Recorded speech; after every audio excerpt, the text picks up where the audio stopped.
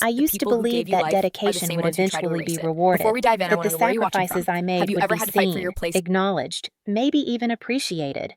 I was wrong. But I didn't know that yet on that particular Saturday afternoon in early November, when I pulled into my parents' driveway in Salem, Oregon, like I had done nearly every weekend for the past decade. My name is Celestia Hernandez. I'm 32, a software engineer living in Portland, about an hour north of my childhood home. I live alone in a modest one-bedroom apartment with a view of nothing special, just another building and a parking lot. It's quiet, clean, mine. For the longest time, I thought that was enough. I was wrong about that too. My parents, Leandro and Norina Hernandez, still lived in the two-story brick house where I grew up. My father, 68, used to be a carpenter before a work injury forced him into early retirement 10 years ago. My mother, 65, was a nurse until she decided to stay home to take care of him. They were good people. I want you to understand that. This isn't a story about monsters. It's about something more complicated, more common, and somehow more painful than that. And then there's my sister, Mariella, 28 years old, 5'3" with our mother's dark eyes and what everyone in the family called a creative spirit. What that actually meant was that she moved from job to job, tried her hand at being an influencer, and relied on our parents, and let's be honest, on me, to keep her afloat while she found herself. If you're listening from somewhere far away, drop your city in the comments so I can see how far this has traveled, and please, stay with me until the end. 10 years ago, when my father got injured and the paychecks stopped coming, I had just graduated college with my computer science degree. I was 22, idealistic, and genuinely believed that families took care of each other. So when I saw the mortgage payment notices piling up, when I heard my mother crying on the phone about medical bills, I stepped in. Just temporarily, I told myself. Just until they got back on their feet. That temporary help turned into a decade. $60,000 in mortgage payments, $15,000 in home repairs, $8,000 in medical expenses. I kept track at first, not because I expected to be paid back, but because I needed to see the numbers to believe what I was doing was real, that it mattered. During those years, I worked 2 jobs for a while. I took the promotion that required longer hours because it meant more money to help them. I drove through snowstorms to deliver my mother's medication. I spent weekends fixing leaky faucets, replacing roof shingles, painting walls. I became the person they called when something broke, when money ran short, when life got hard. And my sister? Well, she was protected from all of it. She was 18 when Dad got hurt, just starting to figure out her life, my parents said. She needed space to find her path, they said. She was more sensitive, they said. So while I worked and paid and fixed and managed, she tried yoga instruction, then photography, then a lifestyle blog, then TikTok videos about sustainable fashion made with clothes she couldn't afford. I told myself it was fine. I was the older sister. I was strong. I could handle it. And My name is somewhere Renata deep down, Martinez, and I this is think the I story of how I believed learned that that this sometimes was the people love, who gave you that life are the this was what same family ones who try meant, to erase it. that one day they would see everything I had done and understand what it cost me. 5 years ago, I was dating a man named Tyler. He was patient, kind, funny in a quiet way. He was the kind of person who remembered small things, like how I took my coffee or that I hated driving in the rain. We talked about moving in together, about a future, but Tyler started to notice that my life revolved around my parents' needs. Date nights canceled for plumbing emergencies. Weekend trips postponed because my mother needed help organizing the garage. Our conversations interrupted by calls about the mortgage due date. Celestia, he said to me one night, sitting in his car outside my apartment. I love you, but I can't compete with your entire family. I need to know that I matter too. I told him he was being unfair, that family came first. He asked me when I would come first. I didn't have an answer. A month later, he ended it. I cried for 2 days and then went back to Salem to help my father winterize the pipes.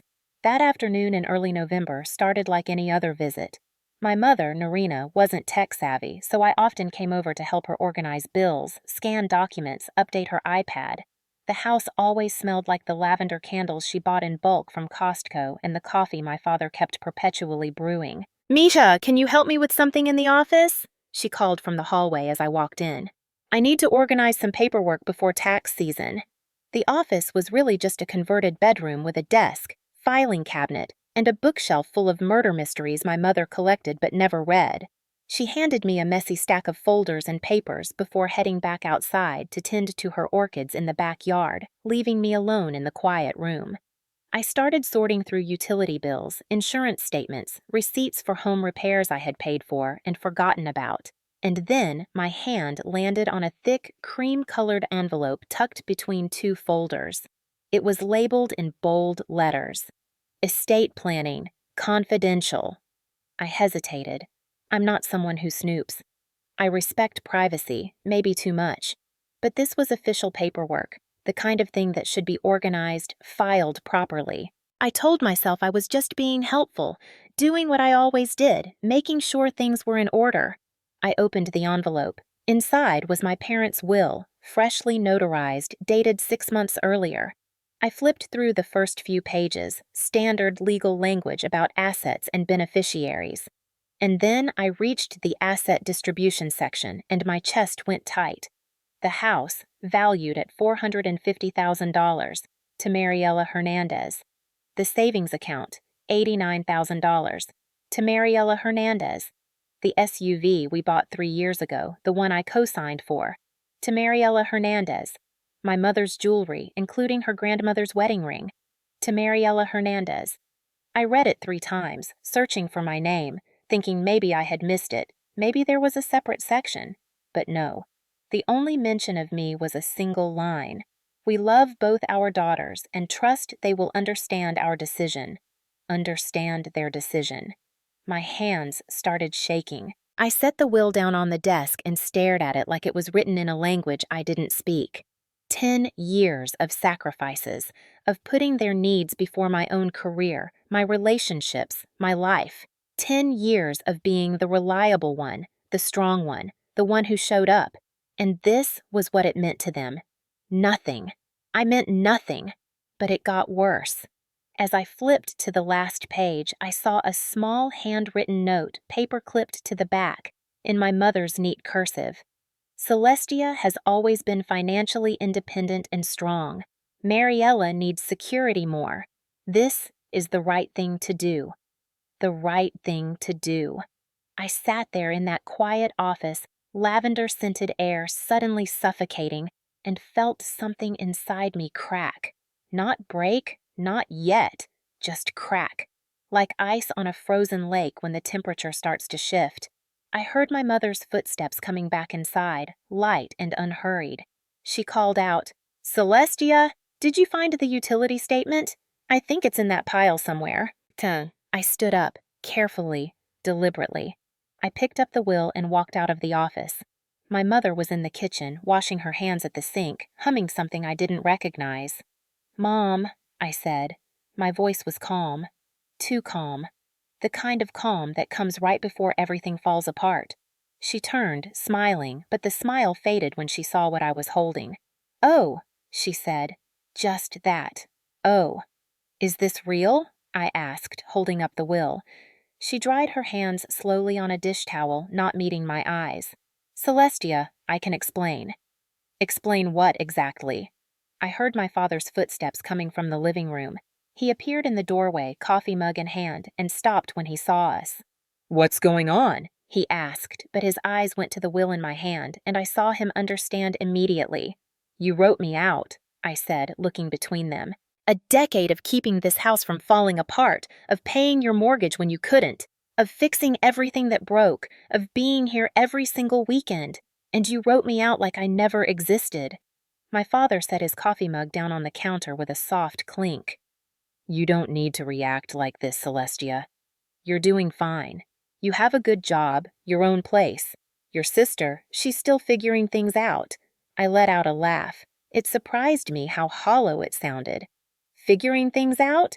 She's 30. She's been figuring things out for the past decade. How much longer does she get to use that excuse? "Don't talk about your sister that way," my mother said, her voice taking on that defensive edge I knew so well. "She's trying. She just needs more support." "Support," I repeated. "I've been supporting this entire family for 10 years. I put my life on hold. I lost relationships because I was always here, always available, always the one who showed up. And this is what it gets me? My father stepped forward, his expression hardening. We didn't ask you to do any of that. You offered. You said you wanted to help. The words hit me like a physical blow. I was 22 years old. You were losing the house. What was I supposed to do? Watch you become homeless? See? My mother said, reaching out like she was going to touch my arm. I stepped back. You've always been the strong one, Mija. You can handle things. Your sister, she's more fragile. She needs to know she'll be taken care of. And what about me? I asked. Did you ever ask what I needed? Did it ever occur to you that maybe I wanted to feel secure too? That maybe I wanted to buy my own house, or travel, or have money in savings for emergencies? Silence. They looked at each other, that unspoken communication of long-married couples, but neither of them spoke. I placed the will on the kitchen counter, carefully, like I was handling evidence at a crime scene. Thank you, I said quietly. Thank you for showing me exactly where I stand. Celestia, don't be dramatic, my father said. This doesn't change anything between us. You're right, I said, walking toward the front door. It doesn't change anything. It just finally shows me what was always true. I left. I got in my car, pulled out of the driveway, and drove all the way back to Portland. Neither of them called after me, not that day, not the next. It was like I had confirmed something they already believed, that I was strong enough to handle anything, even this. For 2 weeks, my phone stayed silent. No calls asking how I was doing, no texts trying to explain, nothing. I told myself that if they had even a shred of conscience, they would reach out. But instead, on the 15th day, I got a message from my father. Celestia, this month's mortgage is due. Can you transfer it soon? Deadline's Friday. I stared at the message for a full minute. Part of me wanted to laugh. Part of me wanted to throw my phone across the room. But mostly, I just felt tired. So tired. I typed back. I think Mariella can handle The it. people who The gave you house is life going to are be the same hers ones who try anyway, to erase right? it. Before we dive The in, I 3 want to know where you're dots watching from. appeared, Have you ever had disappeared, to fight for your appeared place? again. Then, let's not do this. We're family. Family. The word that had defined my entire adult life. The word I had used to justify every sacrifice, every canceled plan, every dollar sent their way. The word they were now using to manipulate me one more time. I didn't respond. Instead, I opened my banking app and started removing my name from every account I shared with them. The joint account we had set up for the mortgage, the credit card I had given them for emergencies, the automatic payments I had been covering for utilities they had somehow never learned to manage themselves. 3 days later, I got a call from my mother. I let it ring. She left a voicemail. Mija, please, we need to talk. This is getting serious. I deleted it without listening to the whole thing. That same day, a text from my sister. You're overreacting. Mom and Dad didn't mean it like that. You've always been independent. I'm just not like you. You know that. I read it 3 times before responding. Then prove you deserve what you've been given. Start by paying the mortgage. She didn't reply. A week passed. Then, one evening, while I was making dinner in my small kitchen, my phone buzzed with a notification. A transfer request from my mother's account. $2,900. No message, no explanation. Just a cold request for money as if the past 3 weeks hadn't happened. I hit decline without hesitation. 2 minutes later, my phone rang. Mom. I let it go to voicemail. The message was short. Celestia, I saw you declined. Why? We really need this. I took a breath, opened my messages, and typed, because it's no longer my responsibility. Ask Mariella. For the first time in my adult life, I felt something shift inside me. Not anger anymore. Something colder, clearer. Like I had been living in fog for 10 years, and suddenly the air was sharp and bright and painful, but real. That night, I couldn't sleep. I kept thinking about my mother's note in the will. Celestia has always been financially independent and strong. As if my strength was a reason to use me. As if being capable meant I didn't deserve to be considered. I got up and made tea, sat at my small kitchen table, and opened my laptop. I needed to know something. I needed to see the pattern I was starting to suspect was there. I logged into the shared email account we had used for family matters. It took me 20 minutes to find it, but I did. An email thread from 8 months ago, between my mother and sister. Subject line, the estate plan. I scrolled to the first message. From Mariella. Mom, are you sure about not telling C? Won't she be upset? My mother's response. She'll understand eventually. She's always been the responsible one. But we need to make sure you're taken care of. You've had a harder time finding your way. Mariella again. What if she stops helping before you and Dad are stable? Mom. She won't. That's not who she is. She'll keep helping because that's what she does. I closed the laptop, sat in the dark, felt something inside me finally break all the way through. They knew. They had known exactly what they were doing. They had counted on my sense of duty, my love, my inability to walk away from family. They had used it deliberately to protect the daughter they thought needed protection while taking everything they could from the daughter they thought was too strong to break. The next morning, I woke up with a text from someone I hadn't heard from in months. Dr. Sarah Mitchell, my parents' family doctor. We had exchanged numbers years ago when I was coordinating my father's physical therapy. Hi, Celestia. I hope this isn't overstepping. I wanted to check in about your mother's next chemo appointment. The schedule got moved to next Tuesday. Just wanted to make sure you knew. I read the message 5 times. Chemo appointment. Chemo. My hands shaking, I typed back. I'm sorry, what chemo appointment? The response came quickly. Oh, no, I thought you knew. Your mother was diagnosed with breast cancer 8 months ago, stage 2A. She had surgery in June and started chemo in July. I'm so sorry. I assumed the family had discussed this. 8 months. She had been going through cancer treatment for 8 months, and no one had told me. I immediately thought back to all the medical bills I had paid over the past year. The urgent requests for $2,500 here, $3,200 there, emergency health expenses they had called them. I had paid for her cancer treatment without even knowing she had cancer. I called Dr. Mitchell. She answered on the second ring. I need to know something, I said, my voice steadier than I felt. How much have the treatments cost so far? There was a pause. I can't give you exact figures without patient consent, but I can tell you that the family has submitted over $45,000 in bills to the insurance, with substantial out-of-pocket expenses. $45,000. I did the math in my head. I had sent close to $47,000 in medical emergency payments over the past 8 months. Thank you, I said quietly. Thank you for telling me. After I hung up, I sat very still in my apartment. Outside, Portland was waking up. I could hear traffic, people talking as they walked past, the normal sounds of a world that kept turning regardless of how your own personal world was falling apart. My mother had cancer. My mother, who I had loved and cared for my entire life, had cancer. And instead of telling me, instead of letting me be there for her as a daughter, not a wallet, she had hidden it from me. She had hidden it so I would keep paying without asking too many questions. She had hidden it so she could preserve the inheritance for my sister. I opened my laptop again and found the email thread. Read further, and there it was, buried in a message from 6 months ago. Mariella. Mom, should we tell her about the diagnosis? She would want to help. Mom. No. If she knows, she'll insist we use the savings for treatment.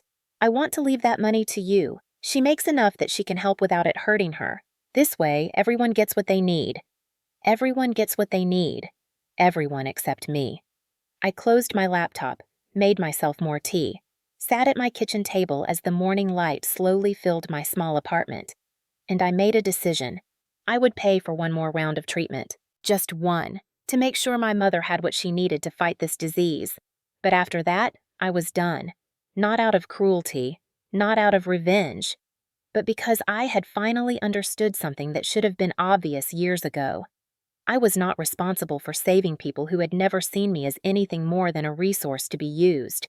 That day, I transferred $3,000 with a note. For medical expenses only, last time. Then I scheduled an appointment with a therapist I had been putting off calling for months.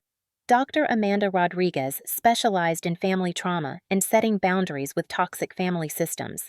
If I was going to survive this, I needed to learn how to stop being the person everyone could count on to sacrifice herself. I needed to learn how to save myself instead. The first therapy session with Dr. Amanda Rodriguez was harder than I expected. She was a woman in her 50s with kind eyes and a no-nonsense way of speaking that I appreciated immediately. "Tell me why you're here," she said, settling into her chair across from me. I told her everything. The will, the cancer, the 10 years of financial support. When I finished, she was quiet for a moment. "Celestia," she finally said, "I need you to understand something. What you're describing isn't just family dysfunction. It's financial exploitation combined with emotional manipulation.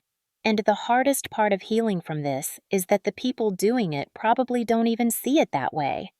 "What do you mean?" "They genuinely believe that because you're capable, it's okay to rely on you. They've convinced themselves that they're not taking advantage because you're strong enough to give, but strength isn't consent. Being capable doesn't mean you're obligated." Those words stayed with me as I left her office that day. Strength isn't consent. The first week after I cut off financial support was eerily quiet. No calls, no texts. I almost convinced myself that maybe they were reflecting, that maybe they understood. I should have known better. On day 3, my father texted, "Mortgage is due Friday. Usual account?" I didn't respond. On day 5, my mother called. I watched the phone ring, counting. 14 calls in 2 hours. Each voicemail progressively more desperate. The last one, her voice was shaking. "Mija, please. I don't understand what I did wrong. I'm going through chemo and you're abandoning me when I need you most. How can you be so cruel?" I saved that voicemail. Dr. Rodriguez had told me to document everything. On day 7, my sister entered the chat. A long text message that appeared on my screen at 11 p.m. "I can't believe you're doing this. Mom is sick. She has cancer, and you're really going to punish her over some paperwork? You're being incredibly selfish. We all know you've always needed to be the hero, but the second things don't go your way, you abandon everyone. This is who you really are." I read it 3 times. Then I typed back, "The house is yours, the savings are yours, everything is yours, so everything includes the responsibilities too. Figure it out." She didn't respond. By day 10, I had removed my name from every joint account. I called the mortgage company and informed them I would no longer be making payments. I canceled every automatic payment I had set up over the years, utilities I had been quietly paying for so long that my parents had probably forgotten they existed. I changed all my passwords. I deleted the shared calendar where I had been tracking their appointments and due dates. I even deleted the Notes app on my phone where I had kept their medical information, insurance numbers, and emergency contacts. It felt like erasing a decade of my life, but it also felt like I could finally breathe. On day 12, I got a call from a number I didn't recognize. I almost didn't answer, but something made me pick up. "Celestia, this is your Aunt Rosa," my mother's older sister. We had never been close. She lived in Seattle and came down maybe twice a year for holidays. "Hi, Aunt Rosa. I just got off the phone with your mother." Her voice was sharp, accusatory. "She told me what you're doing. How dare you abandon your family like this? Your mother has cancer and you're acting like a spoiled child over an inheritance you haven't even earned yet." The words hit me like cold water. "Excuse me?" "You heard me. Your parents gave you everything. They raised you, fed you, put a roof over your head. And the second they need you, you turn your back on them? Your mother is crying every day because of you." I took a deep breath. "Aunt Rosa, did my mother tell you that I've paid over $60,000 toward their mortgage in the past 10 years? Did she mention the $15,000 in home repairs, the $8,000 in medical bills?" Silence. "Did she tell you that I found out about her cancer diagnosis from her doctor, not from her? That she hid it from me for 8 months while I unknowingly paid for her treatment? Did she tell you any of that?" "Well, Did she tell you that they wrote a will leaving everything to Mariella with a note explaining that I don't need their help because I'm strong and independent? That they deliberately planned to keep using my financial support while giving me nothing in return? Family doesn't keep score like that, Celestia." "You're right," I said quietly. "Family doesn't keep score. Family also doesn't exploit each other. But here we are. I hung up. My hands were shaking, but not from sadness, from something else. Anger, maybe, or clarity. Over the next week, I received messages from various family members I barely spoke to. My mother had clearly made calls, spinning her version of events. In her story, I was the ungrateful daughter who abandoned her sick mother over a misunderstanding. In her story, she was the victim. None of them asked for my side. They just believed her. On day 21, an email arrived from my father. The subject line, Notice of Default. He had forwarded me a letter from the bank. They were officially in default on the mortgage. If payment wasn't received within 30 days, foreclosure proceedings would begin. His message below the forwarded email. Please, Celestia, your mother is sick. Don't let her lose her home while she's fighting for her life. I'm begging you. This is your mother we're talking about. I stared at that message for a long time, and for the first time I really saw it for what it was.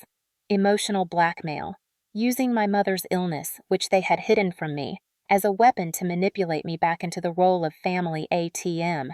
I forwarded the email to Dr. Rodriguez without commenting. She replied within an hour. This is textbook manipulation. Remember, you can care about someone and still maintain boundaries. Those two things aren't mutually exclusive.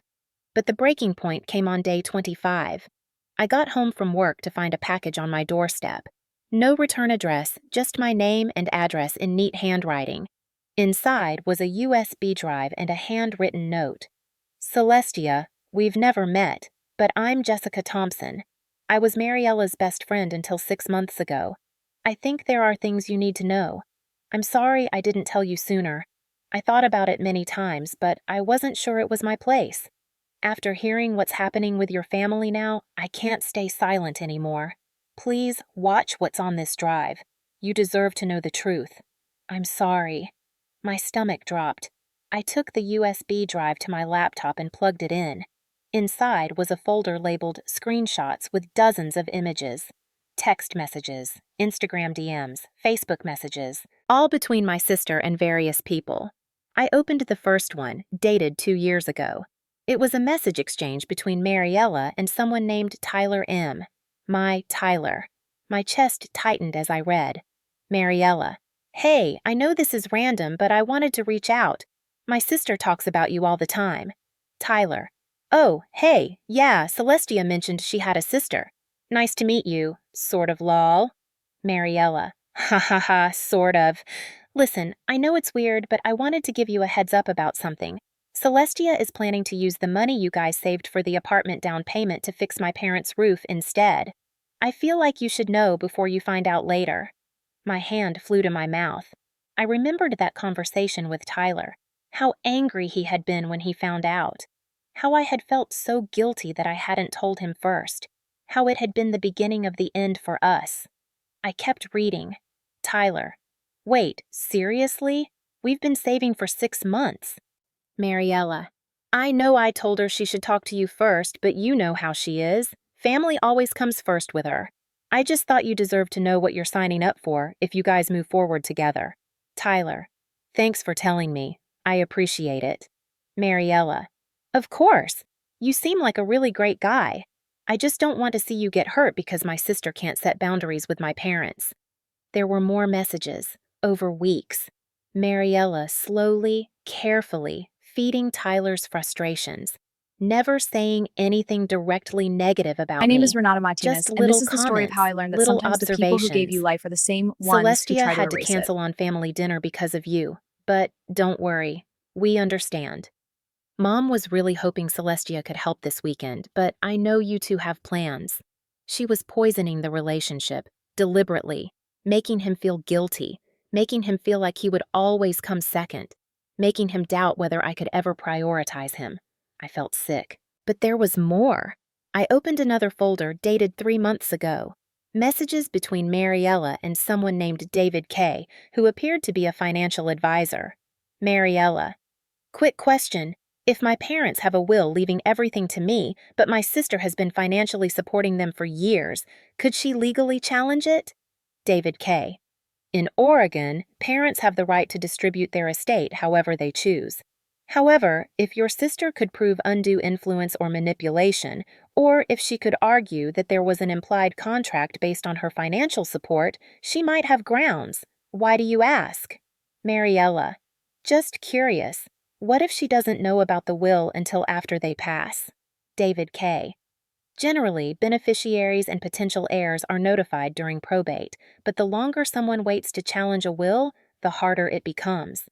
Mariella: so basically it's better if she doesn't find out until it's too late to do anything about it? David K.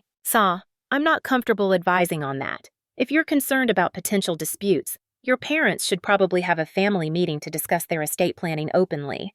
Mariella: yeah, probably. Thanks.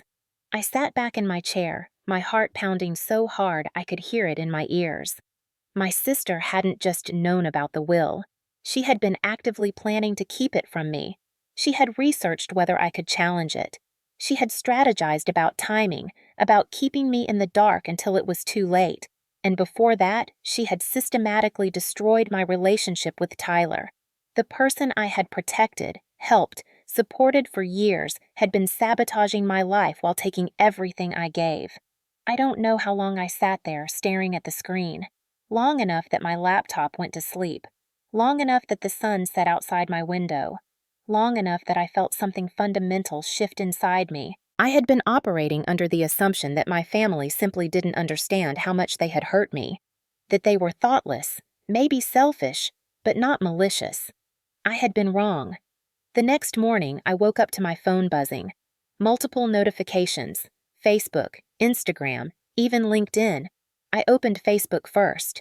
My mother had made a post in the Salem Community Moms Group, a local group with over 15,000 members. It's heartbreaking when your own daughter turns her back on family. I'm fighting cancer and facing the loss of my home, and my daughter has cut off all contact and financial support over a disagreement about an inheritance she hasn't even received yet. After everything we sacrificed for her growing up, this is how she repays us. Please pray for our family during this difficult time. The post had over 300 reactions and 80+ comments. Most were supportive of my mother. So sorry you're going through this. Some children have no gratitude. Praying for you. But some people had tagged me. Celestia Hernandez, is this true? I switched to Instagram. Mariella had posted a carousel of family photos, pictures of us growing up together, holidays, birthdays. The caption read, "Family is supposed to be forever, but what do you do when one person decides that their pride is more important than everyone else's well-being? My mom is fighting cancer, my dad is losing his home, and my sister has abandoned us all because she didn't like the contents of a document she was never meant to see. Some people are only kind when they're looking down on you from their pedestal. This is today's version of strong and independent, I guess. Hashtag family first, hashtag heartbroken, hashtag sibling betrayal. It had over 2,000 likes. My father had even created a Facebook account, something he swore he would never do. His first and only post, "We raised our daughter to be strong and independent. We're proud of who she became. But we never imagined she would use that strength to punish us when we needed her most. We're facing the loss of our home, and our daughter acts like we're strangers. Narina is sick, and Celestia pretends not to care. I don't understand where we went wrong." They were carpet-bombing social media with their version of events, making me the villain in a story where I was the one who had been used, exploited, and betrayed. I sat on my couch, watching the notifications roll in. Part of me wanted to ignore it, to stay silent, to take the high road. But another part of me, the part that had been growing stronger over the past month, knew exactly what I needed to do. If they wanted to tell a story, I would tell the truth. I spent 6 hours that day crafting a blog post. I titled it simply, "The Cost of Being Strong, a Decade in Receipts." I wrote everything, the timeline of financial support, the discovery of the will, the medical bills I had paid without knowing they were for cancer treatment, the note in the will explaining that I didn't need to be included because I was strong and independent. And then I attached the receipts, screenshots of bank transfers with the amounts visible but account numbers blurred, photos of the checks I had written for home repairs, copies of the mortgage payment confirmations. The email thread between my mother and sister discussing how to keep me supporting them while hiding the truth about the will. I included the screenshots from Jessica's USB drive, the messages between Mariella and Tyler, the conversation with the financial advisor about keeping me in the dark. I ended with a simple statement. I'm not writing this for revenge. I'm writing it because silence enabled their behavior for a decade. I stayed quiet because I loved them, because I believed family meant sacrifice, because I thought being strong meant carrying everyone else's burdens without complaint. But I've learned something important. Being strong doesn't mean letting people use you. Loving your family doesn't mean accepting abuse. And sometimes the most powerful thing you can do is tell the truth. My family is telling you I abandoned them. Here's the evidence of what actually happened. You can draw your own conclusions. I published it on Medium.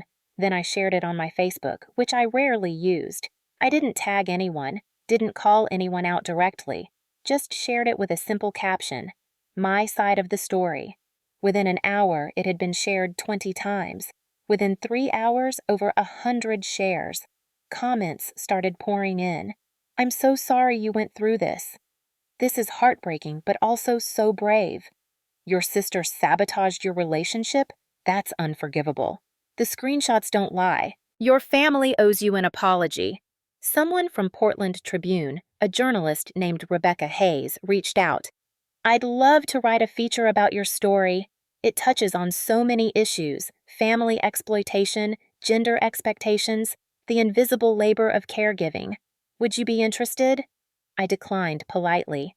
"Thank you, but I'm not looking for publicity. I just needed my family to stop lying about what happened." By that evening, my mother had deleted her Facebook post. My father deactivated his new account. Mariella changed all her social media to private. My phone started ringing, blocked number after blocked number. I didn't answer any of them. Instead, I sat in my apartment, eating takeout Thai food and watching the sunset through my window. For the first time in months, I felt something that wasn't pain or anger or confusion. I felt free. The next morning, I had a voicemail from Aunt Rosa. "Celestia, I owe you an apology. I saw your post. I had no idea. Your mother didn't tell me any of that. I'm so sorry for what I said. You didn't deserve that." Several other family members reached out with similar messages, some apologizing, some asking questions, some saying they wished they had known sooner, but the 3 people I needed to hear from most stayed silent. 2 days later, Mrs. Patricia O'Brien, my parents' neighbor, called me. We had always been friendly. She used to give me cookies when I was a kid. "Celestia, honey, I hope I'm not overstepping, but I thought you should know. I saw the for sale sign go up in your parents' yard yesterday, and Mariella's car has been parked there every night this week. I think she's moved back in." "Thank you for telling me, Mrs. O'Brien. Are you doing okay, dear?" You know what? I actually am. And I meant it. 6 weeks passed after my blog post went live. 6 weeks of silence from my parents and sister. 6 weeks of me building a life that was actually mine. I started taking morning walks before work, something I had always wanted to do but never had time for. I signed up for a photography workshop on weekends, remembering how much I used to love it in high school before practical concerns took over. I even went on a few dates through an app. Nothing serious, but it felt good to remember that I was allowed to have a personal life. The house in Salem went on the market officially at $390,000, reduced from $450,000. I knew this because Mrs. O'Brien sent me updates every few days, bless her heart. She wasn't gossiping, she genuinely cared and thought I should know. "No offers yet, dear," she told me during our last call. "The roof still has those shingles you warned your father about 3 years ago. The inspection isn't going to go well." I thanked her and hung up. I felt nothing.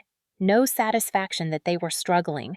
No guilt that I wasn't helping. Just a quiet acceptance of consequences that weren't mine to fix. My savings account, for the first time in a decade, was growing. Every month, instead of transferring money to Salem, I watched the number go up. I put a deposit down on a photography workshop in Seattle in the fall. I bought myself a semi-professional camera, something I had looked at longingly for years, but always convinced myself was too extravagant. One evening, I was editing photos in my favorite coffee shop when a man approached my table. "Excuse me, are you Celestia Hernandez?" I looked up, cautious. He was tall, maybe late 30s, with kind eyes and paint stains on his jeans. "I am. And you are?" "Cameron Bennett. I'm a graphic designer. I read your blog post. It was shared in a support group I'm part of for people dealing with family estrangement." He hesitated. "I'm sorry if this is weird. I just wanted to say thank you for writing it. Your story helped me understand that I wasn't alone." We talked for 2 hours. Cameron had cut off his family 5 years ago after similar dynamics. His parents had treated him like a bank, his siblings like competition. He had gone through the guilt, the social judgment, the doubt, and he had come out the other side. "Does it get easier?" I asked. "It gets different," he said. "Some days you feel free, some days you feel guilty, but mostly you start to feel like yourself again, like you're not just a role someone wrote for you." We exchanged numbers, started meeting for coffee weekly. He became the first friend I made who knew me as Celestia, not as someone's daughter or sister or caretaker. 3 months after I walked away, Dr. Sarah Mitchell called me again. "Celestia, I'm calling because your mother asked me to reach out. Her cancer is in remission, she had her last scan, and everything looks good." I exhaled a breath I didn't know I was holding. "That's wonderful news." "It is. But she's struggling with depression. Severe depression. She's mentioned several times that she's lost her daughter and that she doesn't know how to fix it. I think she's beginning to understand what happened, but she doesn't know how to reach out. Dr. Mitchell, with all due respect, she has my phone number. She has my email. She has my address. If she wanted to reach out, she could." "You're right. I just thought you should know that she's not doing well emotionally. Not because I think you're responsible for fixing it, but because you deserve to know the full picture." After we hung up, I sat with that information. My mother was in remission. That was good. That mattered to me more than I wanted to admit. But her depression wasn't something I could solve, especially when it stemmed from finally having to face the consequences of her own choices. The following week, something unexpected arrived in the mail. A certified letter from Davidson and Associates, the estate planning firm that had prepared my parents' will. Inside was a letter from the firm, along with a sealed envelope labeled, "To Celestia Hernandez, to be delivered in the event of family dispute regarding estate. Per instructions of Carmen Rivera, dated March 2009. Carmen Rivera. My grandmother. My mother's mother. She had died 15 years ago. My hands trembled as I opened the envelope. Inside was a letter, handwritten in my grandmother's elegant script. "My dearest Celestia, if you are reading this, then something has gone wrong with my daughter's estate planning, and you have been caught in the middle of it. I am so sorry, mija.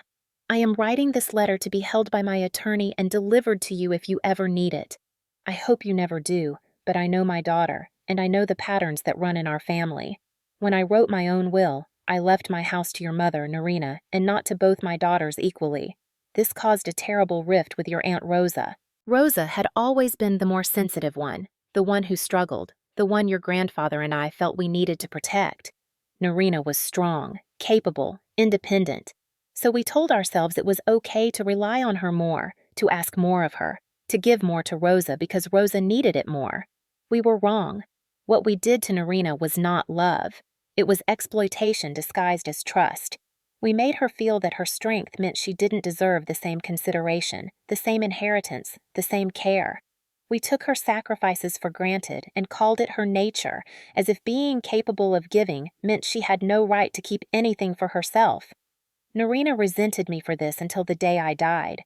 She felt unseen, unvalued, reduced to a role instead of being loved as a person. And I never apologized properly because I was too proud, too convinced that I had done what was best for the family. If you are reading this, it means Narina has done the same thing to you that I did to her. She has taken your strength and used it as an excuse to give everything to your sister. She has convinced herself that because you are capable, you do not need love, recognition, or fairness. Please know this, Celestia. Your mother learned this pattern from me. I broke her heart, and now she has broken yours. This is the curse of our family, that we mistake strength for obligation, and love for ownership. I am writing to tell you that you do not have to accept this. You do not have to be strong for everyone else while breaking inside. You do not have to sacrifice yourself to prove your love. If you are reading this, you have probably already walked away.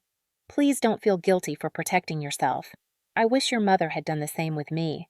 Break the cycle, mija. Don't let this pattern continue to the next generation. Be strong, yes, but be strong enough to say no. Be strong enough to demand respect. Be strong enough to put yourself first. I love you. I always have. I am sorry I could not show your mother this kind of love when she needed it. With all my heart, Abuela Carmen. I read the letter 3 times, tears streaming down my face. Not tears of sadness, but of recognition, of validation, of understanding. My mother wasn't a monster. She was a victim who had become a perpetrator. She had been exactly where I was now, feeling unseen and exploited, and instead of breaking the cycle, she had recreated it with her own daughters. It didn't excuse what she had done, but it explained it. I folded the letter carefully and put it in my desk drawer. Then I did something I hadn't done in months. I wrote an email to my mother. Mom, I received Abuela's letter. I understand now why you did what you did. I understand that you learned this pattern from her, that you were hurt the same way you hurt me. Understanding doesn't mean I'm ready to forgive or forget. It doesn't mean I'm coming back to save the house or resume the role I played for a decade. But it does mean I'm willing to talk, with conditions. If you want to rebuild any kind of relationship with me, we do it in family therapy. All 4 of us, with a professional who can help us actually communicate instead of falling back into old patterns. I'm not doing this to punish you. I'm doing this because I refuse to perpetuate this cycle. If we're going to be a family, we need to learn how to be a healthy one. The choice is yours. Celestia. I hit send before I could second-guess myself. 3 days passed. Then a response came, not from my mother, but from my father. Celestia, your mother showed me your email and Abuela Carmen's letter. We have been doing a lot of talking, a lot of crying, and a lot of thinking. We hired a new attorney and changed the will. Everything will be split equally between you and Mariella, but I understand if that doesn't fix what we broke. We found a family therapist, Dr. Elena Martinez. Your mother has already had 2 sessions alone with her. Mariella has agreed to join. We would like you to join us when and if you're ready. We also want you to know, Mariella wrote you a letter. We've enclosed it. She asked us not to read it. We respected that. We know we can't undo the past. We can only try to do better going forward. If you're willing to try, we are too. Dad. The envelope was thick. I opened it to find 4 handwritten pages from my sister. Celestia, I don't know how to start this except to say, I'm sorry, and I know that's not enough. It will never be enough. I sabotaged your relationship with Tyler. I researched how to keep you from finding out about the will. I stood by while Mom and Dad used you, and I convinced myself it was okay because you were so much better at everything than I was. You want to know the truth? I was jealous of you my entire life. You were smart, capable, responsible. Everyone was proud of you. I was the mess, the disappointment, the one who needed help. And instead of working to be better, I leaned into it. I made myself more helpless because it was easier than trying to measure up to you. When Mom and Dad decided to leave everything to me, part of me felt vindicated. Finally, I was the chosen one. Finally, I mattered more. But deep down, I knew I didn't deserve it. I knew you had earned it 1,000 times over, and that made me resent you even more, because even when I won, I still felt like I was losing to you. I've spent the last 3 months in therapy, actually trying this time. Dr. Martinez helped me see that I wasn't just jealous of what you could do. I was jealous of who you are. You have integrity. You have boundaries. You know your worth. I've spent my whole life looking for validation from other people because I never learned how to validate myself. I got a real job, social media coordinator for a nonprofit. It's not glamorous, but it's mine. I'm paying my own bills for the first time in my adult life. I started paying you back $500 a month. I know it'll take years to repay what you gave, but I'm trying. I don't expect you to forgive me. I don't expect us to be close again. I just want you to know that I see what I did. I see who I was. and I'm trying to be different. You were always the person I wanted to be. I just wish I had told you that instead of trying to tear you down. I'm sorry, Celestia, for everything. Mariella. I set the letter down and cried, not because I was ready to forgive, but because for the first time my family was being honest, truly honest about the dysfunction, the pain, the patterns we had all been trapped in. It didn't fix anything, but it was a start. 2 weeks later, I walked into Dr. Elena Martinez's office for our first family session. My parents and sister were already there, sitting in separate chairs, none of them speaking. They all looked up when I entered. My mother's eyes were red. My father looked older than I remembered. Mariella looked terrified. Dr. Martinez was a woman in her 60s with silver hair and a calm presence. Thank you all for being here. I know this is difficult. Before we begin, I want to establish some ground rules. Each person will have 15 minutes of uninterrupted speaking time. No one may deny, dismiss, or argue with what others share. This is about hearing each other, not fixing each other. Understood? We all nodded. Leandro, you asked to go first. My father cleared his throat. When he spoke, his voice was rough with emotion. Celestia, I failed you. I failed you as a father, as a man, as a human being. When I got injured and couldn't work anymore, I felt like I had lost my purpose, like I wasn't a real man because I couldn't provide for my family. And instead of dealing with that, instead of finding other ways to contribute, I let you carry the burden I should have been carrying. I told myself it was okay because you were capable, but the truth is, I was ashamed, and I let you pay the price for my shame. He paused, wiping his eyes. I should have gotten therapy 10 years ago. I should have found part-time work, volunteer work, anything to contribute.